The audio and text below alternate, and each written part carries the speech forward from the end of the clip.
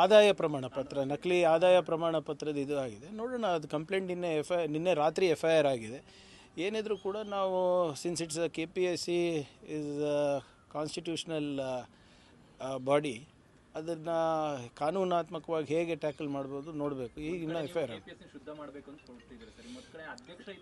ಈಗ ಬೇಲಿನೇ ಹೊಲ ಇದ್ರೆ ಏನು ಮಾಡೋಕ್ಕಾಗತ್ತೆ ಇವ್ರೆ? ನಮ್ಮ ಕೈನಲ್ಲಿ ಇದೆಯಾ? ಎರಡು ಇದು ವಿಚಾರ ನನಗೆ ಬಿಟ್ಟರೆ KATನೂ ರದ್ದು ಮಾಡ್ತೀನಿ, KPCನೂ ರದ್ದು ಮಾಡ್ತೀನಿ.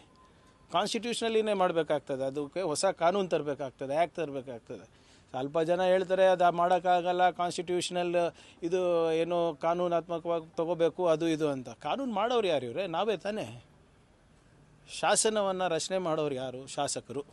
ಎಲ್ಲರೂ ಸೇರಿ ಒಂದು ತೀರ್ಮಾನ ತೊಗೊಂಡ್ರೆ ಕೇಂದ್ರದವ್ರು ಇರ್ಬೋದು, ನಾವಿರ್ಬೋದು, ತೊಗೋಬೇಕು. ನೀವು ಹೇಳ್ದಂಗೆ ಶುದ್ಧೀಕರಣ ಮಾಡಬೇಕಾಗ್ತದೆ. ಯುವಕರ ಭವಿಷ್ಯದ ಚೆಲ್ಲಾಟ ಸರಿಯಲ್ಲ. ನೀವೇ ನೋಡ್ತಾ ಇದ್ದೀರಾ, ಮೊನ್ನೆ ಹುಬ್ಳಿ ಧಾರವಾಡನಲ್ಲಿ ಎಷ್ಟು ದೊಡ್ಡ ಪ್ರಮಾಣದಲ್ಲಿ ಯುವಕರು ಸೇರಿದರು. ಅವರಿಗೆ ಯಾವ ಲೀಡರ್ ಇರಲಿಲ್ಲ, ಯಾರು ನಾಯಕರಿರಲಿಲ್ಲ.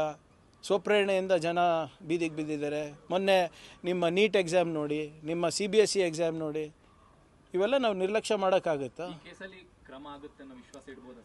ನೋಡಿ, ಈಗ ಕೇಸ್ ಇನ್ನು ನಿನ್ನೆ FIR ಆಗಿರೋದು, ಅದು ಏನು ಜೆನ್ಯೂನಿಟಿ ಇದೆ ಚೆಕ್ ಮಾಡಿಬಿಟ್ಟೆ ಹೇಳಬೇಕಾಗ್ತದೆ. I cannot comment without checking the documents.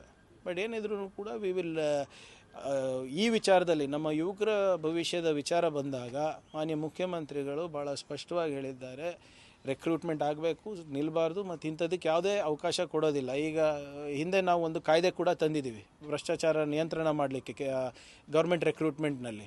ಅದಕ್ಕೆ ರೂಲ್ಸ್ ಫ್ರೇಮ್ ಆಗಿರಲಿಲ್ಲ. ಅದನ್ನು ಕೂಡ ಇವಾಗ ಈ 1 ವಾರ 10 ದಿನದಲ್ಲಿ ನಾನೇ ಮಾಡ್ತೀನಿ ಅದು. Thank you sir.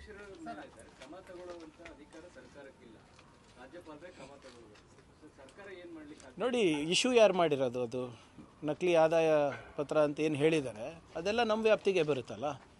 ಸೊ ನೀವು ಹೇಳೋದು ಕರೆಕ್ಟು, ಇಟ್ಸ್ ಅ ಕಾನ್ಸ್ಟಿಟ್ಯೂಷನಲ್. ಇದು ನಾವು ಮಾಡಲಿಕ್ಕೆ ಆಗೋದಿಲ್ಲ. ಅದು ರಾಜ್ಯಪಾಲರು ಏನು ಮಾಡ್ತಾರೆ ಮಾಡಲಿ. ಅದು ನಾವು ಎವಿಡೆನ್ಸ್ ಕೊಡೋದು ನಮ್ಮ ಜವಾಬ್ದಾರಿ ಆಗ್ತದೆ ಅಷ್ಟೇ. ಸೊ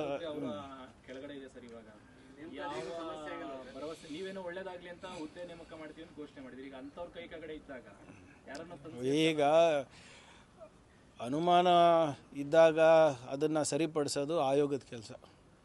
ನಾವು ಸಲಹೆ ಕೊಡಬಹುದು ಅಷ್ಟೇ ಸರ್ಕಾರ ಆಗಿ. But it is left up to them. Credibility crisis ಇದ್ದಾಗ ಅವರೇ ಅದನ್ನು ಪರಿಹಾರಗೊಳಿಸ್ಬೇಕು. ಯಾಕಂದರೆ ಎಲ್ಲ ಮೆಂಬರ್ಸ್ ಸೇರಿ ಒಂದು ರೆಸಲ್ಯೂಷನ್ ಮಾಡಿರೋದು. ಸೊ ಅಲ್ಲಿ ಸಮನ್ವಯ ಇಲ್ಲ ಅಂತ ಗೊತ್ತಾಗ್ತಾ ಇದೆ, ಪಾರದರ್ಶಕತೆ ಇಲ್ಲ ಅಂತ ಗೊತ್ತಾಗ್ತಾ ಇದೆ, ಮೋಸ ಇದೆ ಅಂತ ಗೊತ್ತಾಗ್ತಾ ಇದೆ. This is not good for any state. ಭಾಳಷ್ಟು ಎಲ್ಲ ರಾಜ್ಯಗಳಲ್ಲೂ ಪಬ್ಲಿಕ್ ಸರ್ವಿಸ್ ಕಮಿಷನಲ್ಲಿದೆ. ಈ ಕೇರಳನಲ್ಲಿ ಭಾಳ ಉತ್ತಮವಾಗಿ ನಡೀತಾ ಇದೆ. ಒಂದು ರಿಟೈರ್ಡ್ IAS ಆಫೀಸರ್ ಏನೋ ಹಾಕಿದ್ದಾರೆ ಅಂತ ಕೇಳ್ಪಟ್ಟಿದ್ದೀವಿ. ಬಟ್ ನೋಡೋಣ ಇದನ್ನು ಹೇಗೆ ಮಾಡಬೇಕು ಅಂತ.